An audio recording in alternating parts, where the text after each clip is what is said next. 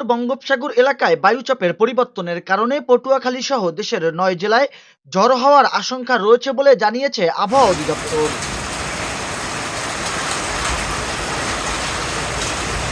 পটুয়াখালীতে গত ২ দিন ধরে থেমে থেমে মাঝারি থেকে ভারী বৃষ্টি হচ্ছে।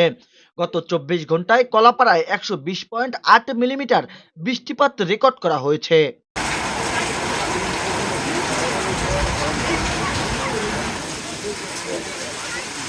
উপকূল জুড়ে দমকা হাওয়া বইছে, নদ নদীর পানি কিছুটা বেড়েছে এবং কুয়াকাটার এলাকা সংলগ্ন বঙ্গোপসাগর কিছুটা উত্তাল রয়েছে। ঝড়ের সময় বাতাসের গতি ঘন্টায় ৪৫ থেকে ৬০ কিলোমিটার হতে পারে।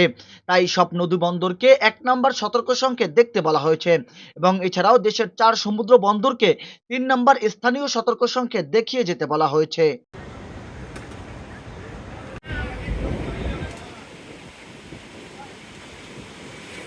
গভীর সমুদ্রে মাছ ধরা ট্রলার সমূহকে উপকূলের কাছাকাছি থেকে সাবধানে চলাচল করতে বলা হয়েছে। নিউজ ডেস্ক, খবর কুয়াকাটা।